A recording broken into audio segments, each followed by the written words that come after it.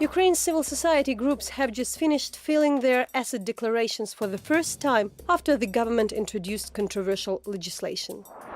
A fire killed 64 people in Russia. We talked to a journalist who've been to Kemerovo to discuss the impact of the tragedy. It had its ups and downs, but what in store for Ukraine's economy in 2018? And what it is like doing business in Ukraine? We visit a village in eastern Ukraine which the president claims has been liberated again. And how do we get more young people to volunteer?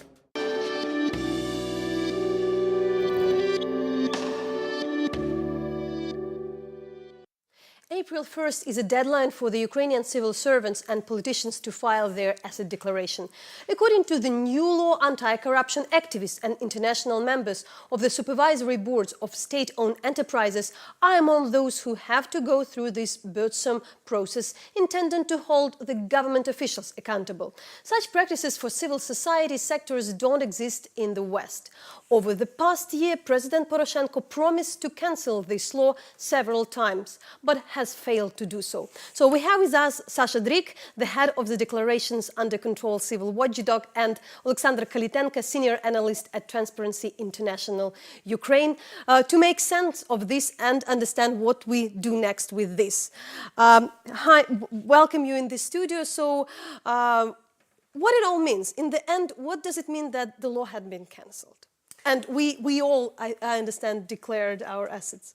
Well, yes, basically, yes, we all declared our assets, and what is going to happen now, the parliament will most probably cancel this law and this obligation that basically obliges us, the anti-corruption activists, to declare, but it doesn't mean that we didn't have to submit our declarations by the 1st of April, as was required by the law.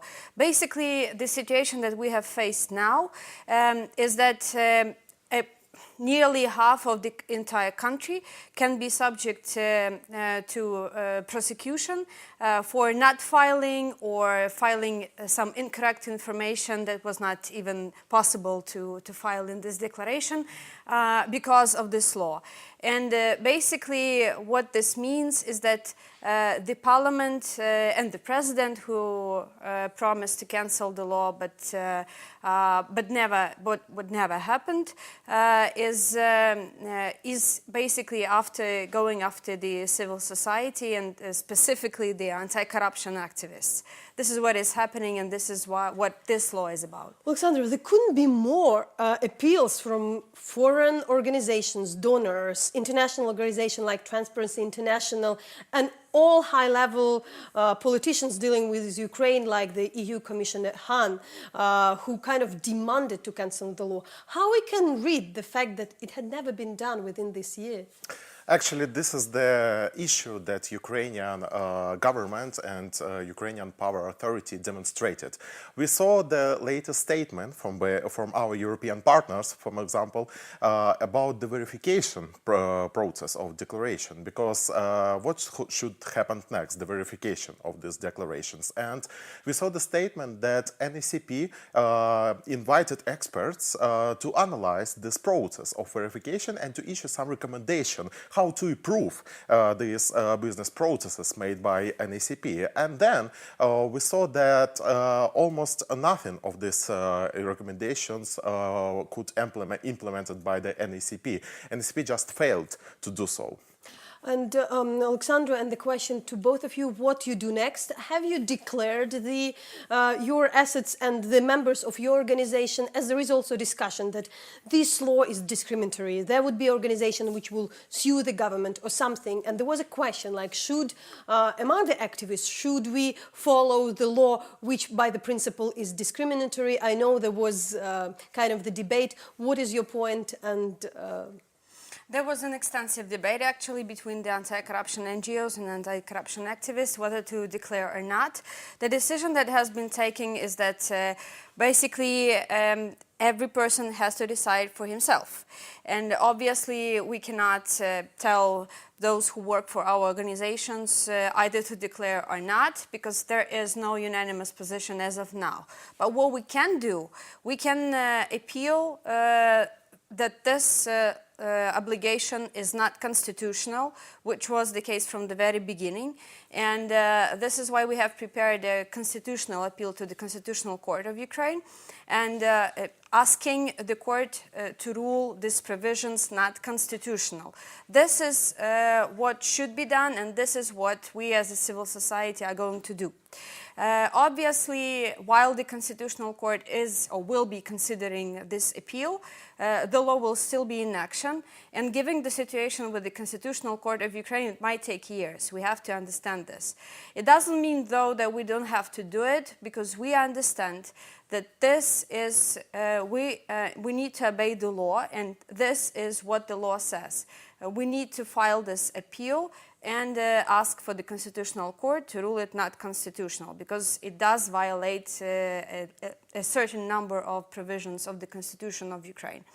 However, there are already some statements by the head of the parliament, Mr. Parubi, who says that he will put it on vote the very first question as soon as the parliament... After the deadline. Exactly, after the deadline. It doesn't change anything for us who had to declare our assets before the 1st of April, but it shows basically the true aim of this decision of the parliament and why it has never been cancelled before the deadline.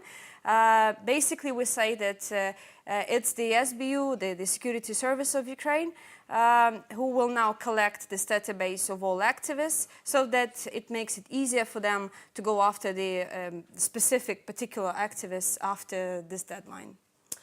There would be the question, somehow some would claim that the anti-corruption activists in the civil society didn't manage to prove, to argue in front of the public that this law isn't really legitimate, that what makes them different, from the civil servants, like if you fight corruption, please prove that you are also clean yourself. So my question would be rather, what do you say to that idea that anti-corruption activists were kind of waiting till the West would pressure the government, would pressure the president, and they would cancel the law, instead of really campaigning with the people, really kind of trying to work with MPs to make it happen, rather than kind of wait till maybe by the last day of the deadline this law would be cancelled? What would you say on that? It is hard to say, because we saw the very strange position of our government and lots of promises during whole the year about the cancelling of this law, and we saw it now again, and as Oleksandr said, the first day on the new plenary session as well. But the anti-corruption activists, just like you said, they do not have access to the budget money. That's why differs from the state officials, for example, and they do not have authority to provide some obligatory decision made by state, for example. That is the huge decision. So what do you do next? Well, as I said, we are going to file the appeal to the Constitutional Court. This is something that has to be done.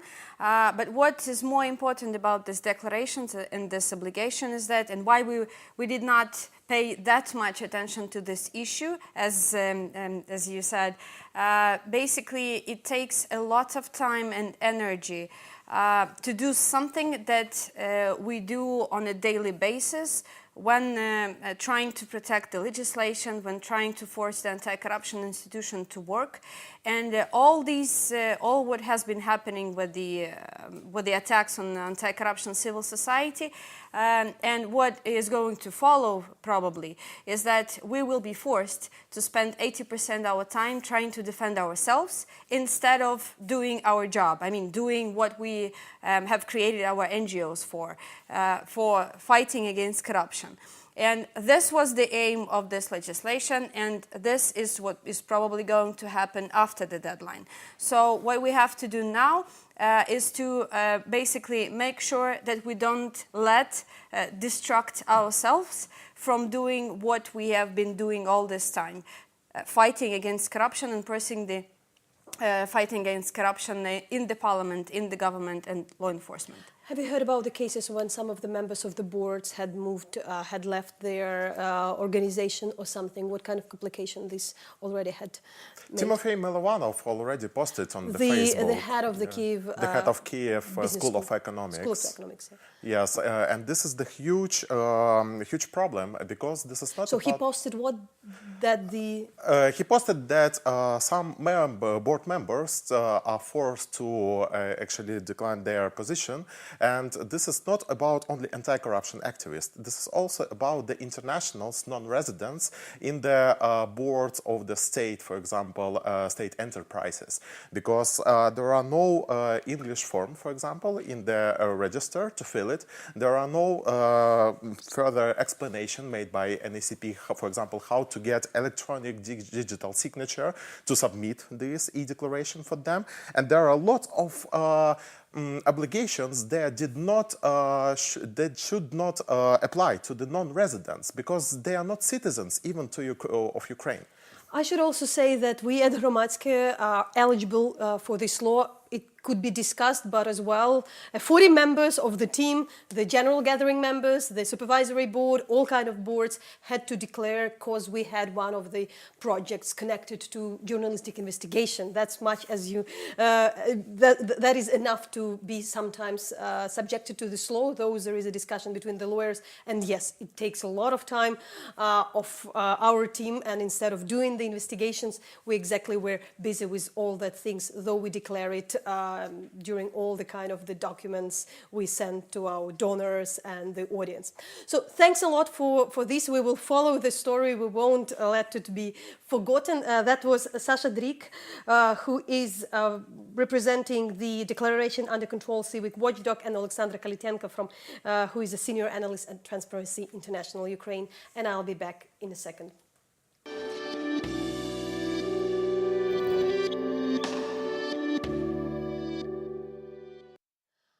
You can find the full stories and the full interviews on our webpage, en.hromadske.ua. Also sign up for our brand new newsletter if you would like to receive Hromadske International weekly highlights. The sign-up box is on the upper right-hand side of the site. As well, follow us on Twitter and Facebook and search Hromadske International.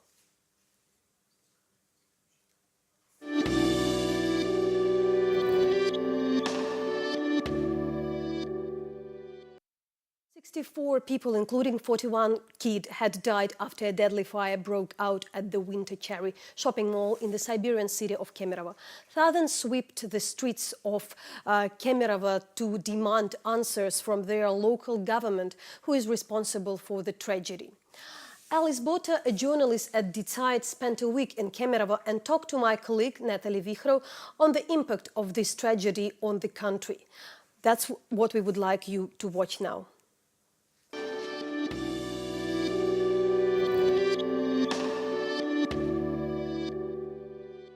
The city is still under shock.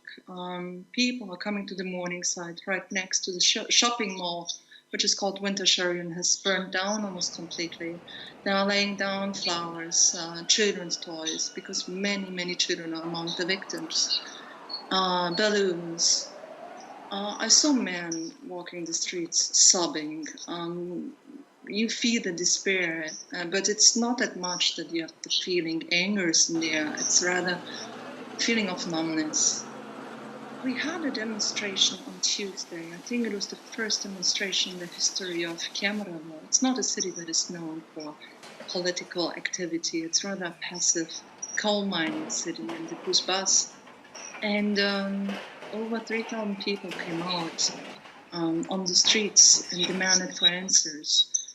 And the local authorities were reluctant to understand the gravity of the situation. They didn't provide any information, they didn't provide any answers, and that helped spreading rumors about the death toll. People were thinking that up to 600 or 700 people died in this fire that started last Sunday. They didn't know what was going on. They weren't informed, and the level of mistrust was immense. Also, as you know, an Ukrainian prankster did a prank call pretending that he's in Kemerovo and actually witnessing how dozens of bodies are being taken away. We know this is fake news, but those kind of fake information, those kind of false information helped to fuel atmosphere of mistrust and despair. So immediately a local initiative was created by normal citizens, and they tried to establish the death toll by themselves. They had very, very basic demands to get answers to what has happened. So once they started the research, city council, city authorities did cooperate with them, and whenever they had the impression that their numbers matches with the numbers, with the official numbers that were provided, the atmosphere calmed down. Out of the 60 people, the majority is still not identified, and the process of identification is a challenging one, because in this shopping mall was a petting zoo. So you have DNA of animals and DNA of human being, and the investigators are taking care of it, which can take up to 3 weeks. And my feeling is that the ones that are left behind just want to bury the loved ones and to mourn at the moment. There is no interest in any political activities. There was the need for answers. There was a need for explanations, and the city authorities were very reluctant to understand this need. Today, the governor resigned, and I think this will calm down any kind of political desire to change something. Tuleyev is in his 70s. He's really sick. He's been governor since the 90s, and he's been managing this catastrophe in an awful way. He called the protesters that came out on the streets and demanded answers. He called them, to be provocateurs, to be some kind of political forces that are using this the situation, that are manipulating the people's feeling. This was not the fact. Those were normal residents that were asking for information to understand what has happened on this Sunday in Kemerovo.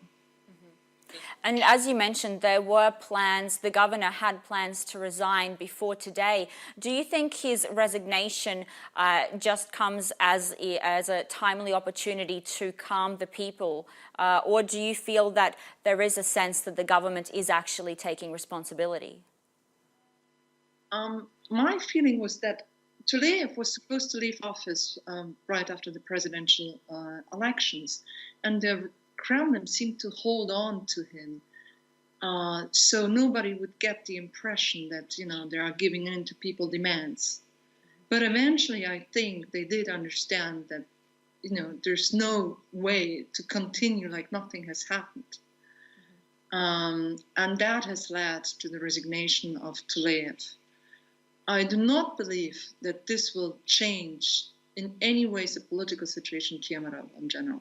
And what kind of impact do you think this tragedy will have across the nation, if you think it will have an impact across the country? Well, there is a shock you can feel all over Russia. It was really interesting to see how Russian journalists that have been in Kemerovo had actually a hard time covering the events. We had all kinds of empathy in Moscow and all over Russian cities. Many Russian cities, the cinema theaters remained empty. This is because in this shopping mall that burned down, on the 4th floor was the cinema, and many children were trapped inside the cinema, and they burned there because somebody locked the door. They couldn't come out. The emergency exits were locked. The sprinklers didn't work. The alarm signal didn't work. This all is not some fate-given tragedy. It's made by human, and it's made thanks to the corruption system we have in Russia. So I think everybody understands that this kind of catastrophe could happen at any time, any place in Russia again. And this is how, they do link it to their own situation. However, I doubt that something will actually really change unless the authorities start to fight the corruption system. And I don't see so far any will to do so. There is an investigation into this matter. Can you tell us about this investigation? Who has been have arrests been made, and do we know who's responsible for this tragedy yet? 7 people have been arrested over the last days. The director, people that work for companies that are dealing with the security system. The owner of the shopping mall is still in Australia, and I doubt that he will come back. So 7 arrests have been made. And however, I do doubt that those people do have some kind of responsibility, or at least, a trial will establish, just let me cut that. 7 people are suspected to have to bear some kind of responsibility for the events. However, I believe, this is my personal opinion, that those 7 people are just a tiny part in the bigger picture. It's all about the system.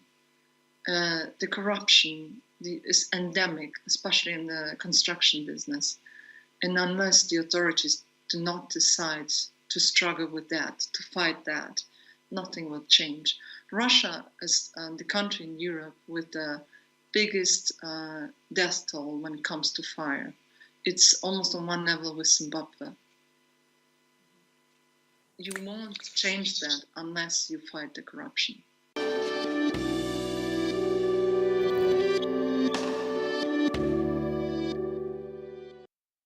Ukraine's economy emerged from recession in 2016 but has seen only modest growth in the past 2 years. Failure to move forward on key agreements with Western authorities, including the law on privatization and the anti-corruption court, have led to a halt in cooperation with the International Monetary Fund last year, contributing to lower levels of foreign investment. Analysts say improvement in the investment climate is key to economic growth, but is the government willing to move forward on key reforms? To discuss what is in store for Ukraine's economy in 2018 and how is it to do business in Ukraine, we are joined by James Brooke, the Ukraine Business Journal Editor-in-Chief. Thank you. And James, there are some highlights I had from the newsletter I received from your publication, giving an example, like one of Ukraine's largest fruit processors has built a pastin production line in Lviv region. 2 large potato producers plan to build factories to produce French fries. 13 new gas wells will open this year in Lviv. By 2020, Ryanair expect to carry more than 4 million passengers in Ukrainian airports. Almost 11,000 Indians study at Ukraine's universities, and a nationwide poll of Ukrainians' economic views by the International Republic indicates a gradual increase in economic optimism. So, there are a lot of this kind of the business news which are sometimes not in the headlines of the big publication. Yet, of course, there are the difficulties. So, being a journalist who is focused on economy in this country, what is your diagnosis? How would you assess it? What should the international public generally understand? Yeah, Natalia, I think the common thread there is that not everybody in Ukraine is obsessed about what's happening in Kyiv, and they're going ahead with their lives, they're investing, they're building, they're planning. The Ryanair development, it really is very exciting. President Poroshenko got a little wrong when he said it'll take 1 million Ukrainians to Europe, and the head of Ryanair corrected him, saying, no, I'm going to bring hundreds of thousands of Europeans to Ukraine as tourists and some as business people. And that is really crucial for establishing the confidence in Ukraine, exposing Europeans to Ukraine who have never been here, don't know what it's all about. So at UBJM, which you've been reading for, that comes out every weekday morning, Monday through Friday, and we look more at Ukraine not as a bag of problems, but as a bag of opportunities, where people are making money and where they're investing. But still, what are then the obstacles? Because being honest with the audience, with your audience, the people who would like probably to invest or do business in Ukraine, it's also important to say about the concerns. And of course, there are still the complications. So what are they? Yeah, the number one is obviously the lack of the rule of law, where you can't trust the courts. And the foreign businessmen know that, and the Ukrainian businessmen know better than they do. But people can work around that to some degree. The other thing is a little less subtle, a little more subtle. It's just the general ignorance about Ukraine. People do not know Ukraine. They haven't been here. If you look at Mexico, which has many problems, 3% of the entire U.S. population went to Mexico last year on vacation. If 3% of Germans came here, that would mean there'd be 2.4 million Germans in Ukraine. Where would you place the war? And there are two sides of that. First of all, the war sometimes comes an excuse for the not making the reform by the Ukrainian government. At the same time, maybe they're pointing too much on the war, and that makes the people do not invest on Ukraine. Or maybe the case then actually business ignore that fact and do what they would like to do in the other regions. Right. The war is real and it can't be minimized, but I hate to tell the people in Donetsk and Luhansk, the occupied areas are only 3% of the national territory. So it's a very successful propaganda campaign by the Kremlin to tar all of Ukraine with the hostilities in the east. And if that's, we're ignoring the other 97% of the country. So in American terms, it's like telling a South Korean businessman, oh, don't invest in Oregon because they're having race riots in Los Angeles. You know, this is a big country. It's bigger than California. And the war is very far away, and it's contained in 3% of the country. At the same time, the State Property Fund has posted on its website that 660 small-scale state companies are to be sold this year. At the same time, we know that the biggest state enterprises, which are probably the most difficult to be privatized, and that's the most difficult for the government to give it to somebody else, because this is the places where we're really looking at the most corrupt cases. So every single year, the government promised to sell these huge companies. Yet, do you think it will happen this year, or you treat it as another promise? No. I mean, there's a new privatization law, and I do believe they will start selling off the small fish very quickly. Though there's this new thing called a Prozoro sale, where they announce the tenders. Someone in London or Frankfurt or New York can see it, can see what the conditions are, can bid. And it's a really kind of fast bidding system. It's called the Dutch auction. And they will get rid of a lot of these smaller companies. The bigger ones are going to be tougher, and I'm not really, in an election year, I'm not so sure those will be sold. So what are the highlights for you? What are the highlights and the trends in the Ukrainian economy, the spheres where probably it's interesting, most of all, to look for somebody who is interested to do business in Ukraine? Yeah, well, obviously agriculture has tremendous growth ahead of it. I mean, Ukraine is going to help feed the world. IT is very strong. What they've seen in American and German and foreign businessmen here say they want to expand. The ones who are in Frankfurt and New York are toe dipping and are standoffish about coming in, especially in an election year. But survey of the American Chamber of Commerce, survey of the German Chamber of Commerce, at least 2/3 of the members are expanding or spending more money in Ukraine now. They know Ukraine, they're here, they know the risks, they know how to operate here. It's the people outside that are kind of watching. And my final, what do you see the role of the Ukrainian agreement, association agreement with the EU? Because that was always a bit of the political issue, though it is fully, most of all, the economic issue, which was promised to bring more money to Ukraine, give more opportunities. Yeah, Natalia, is it really working? It is working slowly. It'll work faster. The European foreign minister came through here and said that probably a lot of the 2.5% growth last year was the locomotive of an increase of 27% in exports to the EU, and that pulled Ukraine forward. Just quickly, NAFTA, when the North American Free Trade Association was set up with Mexico, within a couple of years, there was one new American factory opening every day in northern Mexico. So when these things get going, land border, low wages, free trade, that formula works elsewhere. It'll work here eventually. So my question could be like, are you optimistic? But you sound really optimistic regarding that. So thanks a lot. That was James Brook, the Ukrainian Business Journal editor-in-chief. And of course, you can follow the publication in order to know everything on the business. And I'll be back in a second.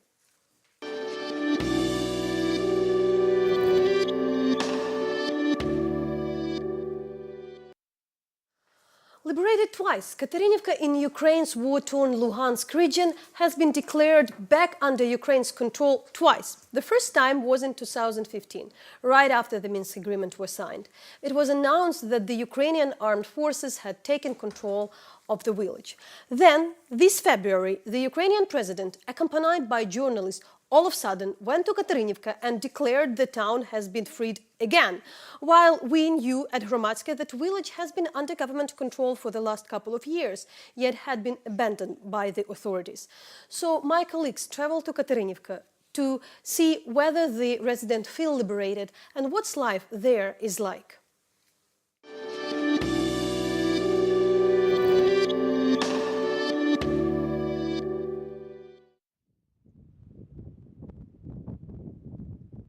We are currently in the village of Katerinivka in the Luhansk region. We've come 1 week after Ukrainian President Petro Poroshenko's visit here. He gave out gifts to the local residents here on these steps and said that Katerinivka is no longer in the grey zone. A symbol of peace, a symbol of liberation by the Ukrainian armed forces, without a single shot. In fact, Katerinivka has been declared Ukrainian twice since the start of the war in Donbass. The first time was in 2015, right after the Minsk agreements were signed. It was announced that the Ukrainian armed forces had taken control of Katerinivka. The second time this was declared was at the start of February 2018. They said it was no longer part of the grey zone. However, local residents say that militants from the occupied territories have never come here, and they have flown a Ukrainian flag here since 2014. Ruslan is the owner of the only shop in Katerinivka. He jokes with his wife, saying this place is now historic, referring to Poroshenko's speech on these steps. The shop has stayed open throughout the 4 years of the war. It's not about making profit, the owner says, implying that they haven't been making any for a long time. Utilities, taxes, and the cost of the products which need to be transported across the checkpoint each time are all a drain to their finances. Although Katerinivka is no longer in the grey zone, one can only get in and out of it via the Zolote checkpoint. The most interesting thing is that even though we belong to Ukraine, it feels like if we go to the other side from 8 to 6. The Zolote checkpoint, located near the village, only operates one way. The militants never open it from their side. Therefore, the residents of Katerinivka are unable to visit their relatives who live in the territory not controlled by Ukraine. The checkpoint's working hours have now been extended, but the residents are pushing for it to be open round the clock. They have to be down at mine at 7, the checkpoint only opens at 8, and most people work at mine. Those who study need to go to Lysychansk. My son is a student himself. How he can get to his lessons for 8 when the checkpoint only opens at 8? We've explained to them, why do you have to sign saying Zolote is Ukraine, but let us in and out as we are going abroad? The shop is like the heart of the village. People come here for humanitarian aid. They wait for the buses, they pick up their pensions. I've heard that they've been in Bank here. Bank has only been here twice in the whole time, when the governor came and when the president came. Can you get here by bus? You can only go to the Zero checkpoint, but as far as I know, the bus that goes to Rodina is supposed to start stopping by here, but you can see that there is practically no road. I was born and christened here, and I will die here. My wife stood next to the president. And what did he say? He didn't say anything. He had completely different questions. Mykola Timofeyevich lives in Katerinivka with his wife, daughter and grandson. He tells us how his wife has saved him from shelling twice, and about the presidential visit.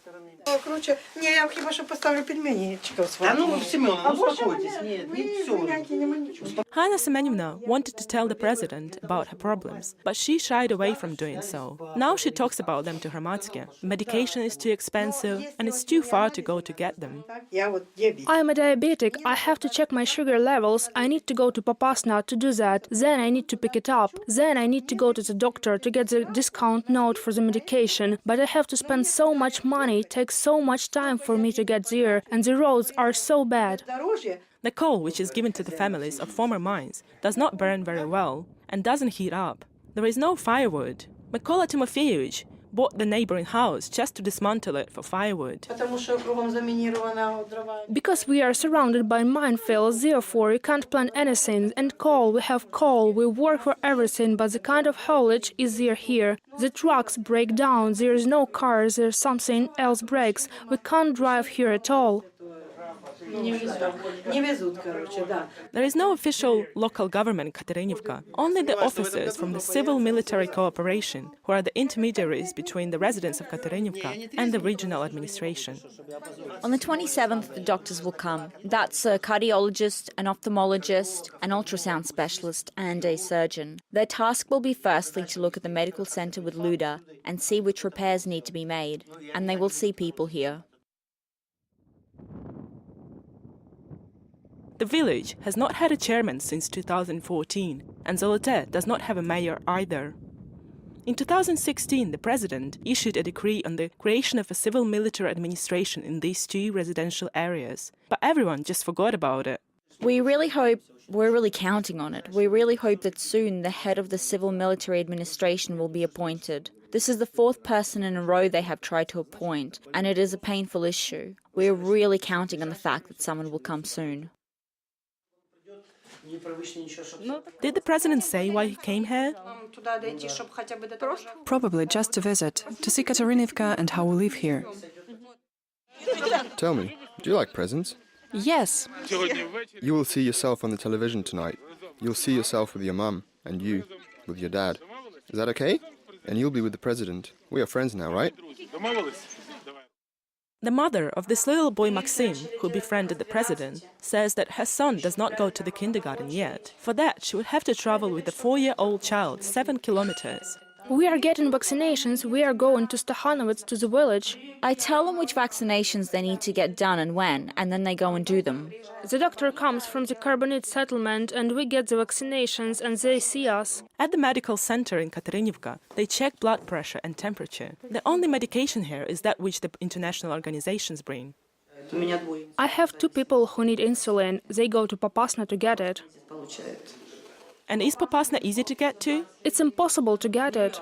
Impossible?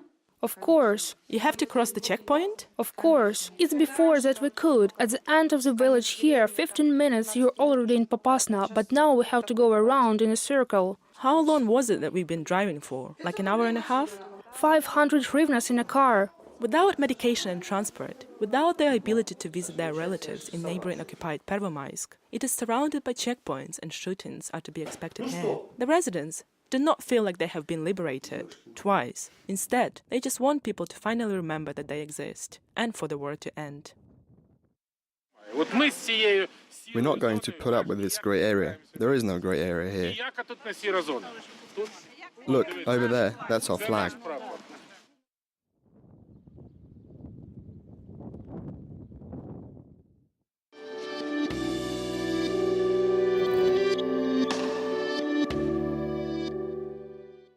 What does Ukrainian youth think about the burning issues of the development of the country? Your report is a fairly new project in Ukraine launched by UNICEF.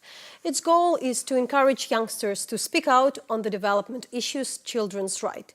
We have with us Richard Hetz, the National Consultant on Youth Engagement and Partnership for You Report Ukraine, to speak on how to engage young people in national matters.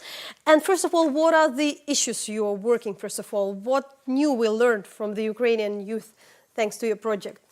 Well, there's a huge amount of topics we are raising in your report. It's about employment, it's about education, sexual reproductive health and rights, different topics, because we're making those polls every week, And we're working for about 2 years right now, so we made like over 80 polls with 80 almost different topics for that time. So, for instance, we have some of the example. That's what you ask the Ukrainian youngsters, yeah, for instance, how they would like to learn on reproductive health education at school. And you see they would prefer lectures by experts, way more than lessons in schools and online lectures and webinars.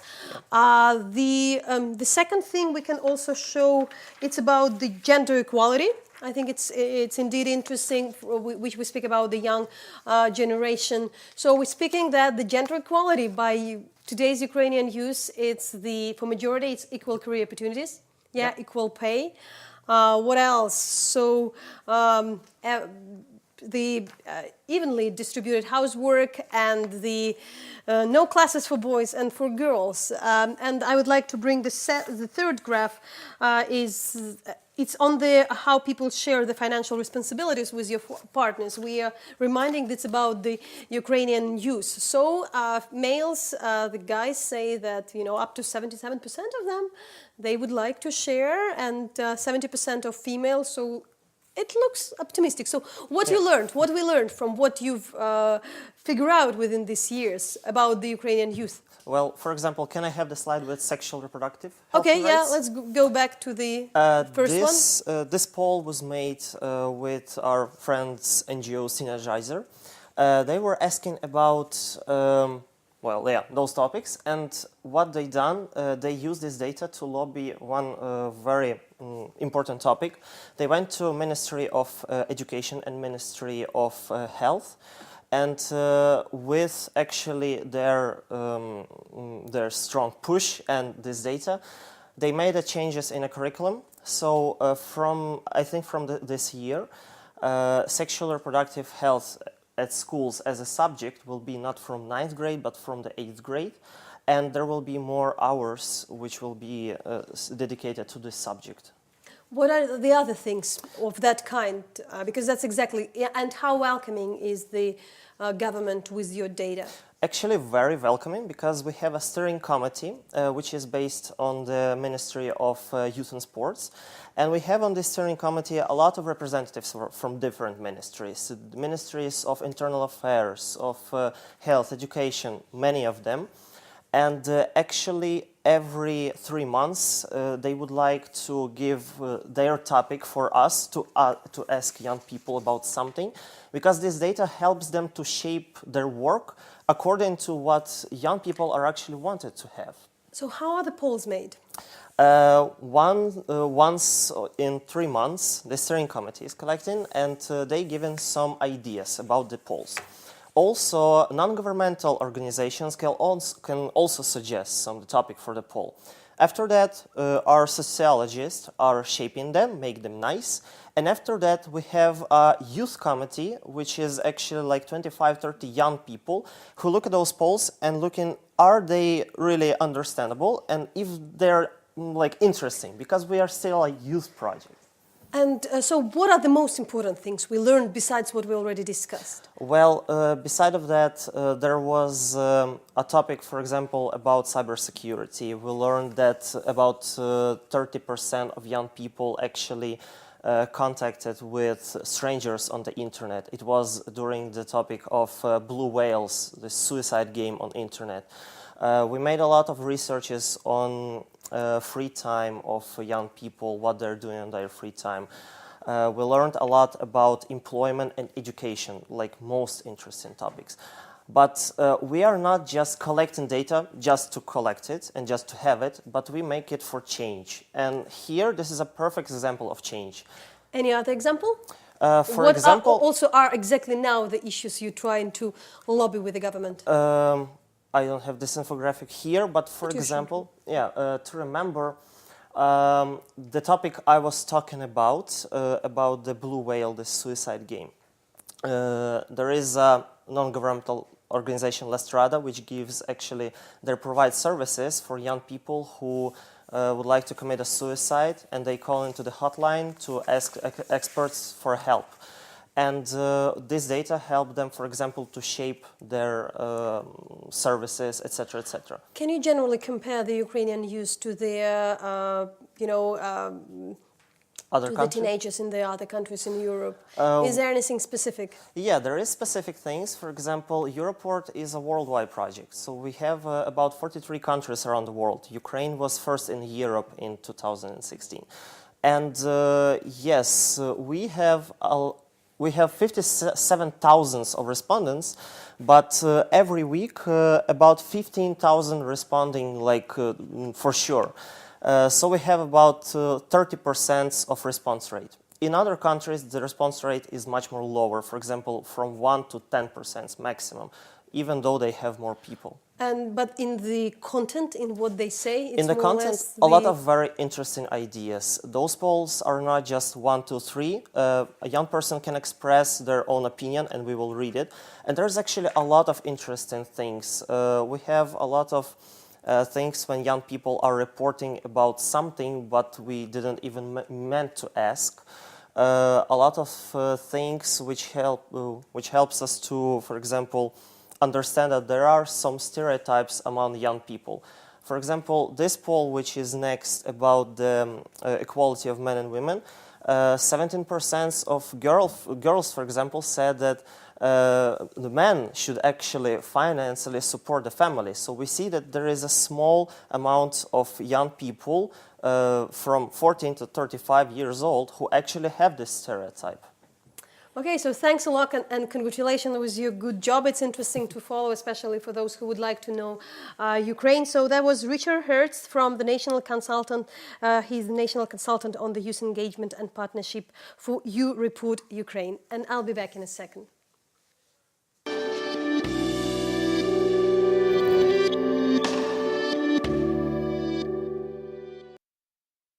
Thank you from the entire team of Hromadske International. We are here to explain Ukraine and Eastern Europe for you.